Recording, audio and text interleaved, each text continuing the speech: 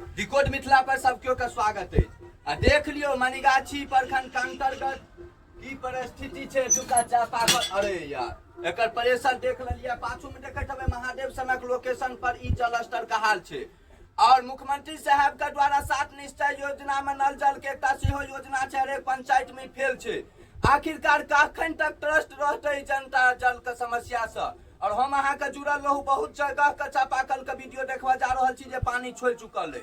आई में जे की कहबे एकर वासल जिभिया सबटा बदलल गेलै, नया लगाल गेलै, पानी देल जाय छै त पकड़ै छै लेकिन फेर छोड़ जाय छै। तकर समस्या के ल के जुड़ल रहू आ देखैत रहियो। लियो एकटा और देखियो एक लोटा पानी भरे में कते काल लगै छै। कियो पंचायत के जनप्रतिनिधि सब लाज नहीं होइया। इहा में से ओनाहियो त पानी आब चुल्लुए भर निकल रहल अछि, तो वह चुल्लू भर पानी में डूब के मर जाय जौन अहाँ सब। जखन पंचायत में नल जल योजना के तहत लाखों रुपया के अहाँ सब उठबे जाय छियै, जखन अहाँ के आसपास के क्षेत्र में जल के समस्या आबै छै, ओना त गबन कइए रहल छै, ओना त जनता के मारबे करै छै, ओना त जनता के तड़पेबे करै छियै। लेकिन कम से कम प्यासल त नहीं मारियो। जल पर कहल जाय छै सबका अधिकार छै। नल जल योजना चलैया लेकिन तकर बावजूद अहाँ सब एको रत्ती ककरो बकार नहीं फूटैया, कियो किछ नहीं कऽ रहल छी। सब चुप भऽ कऽ साइलेंट छी। खाली नाला साफ करबै छी, ओ नाला के साफ करबै लए जाइ छी जाहिमे कचरा रहै छै।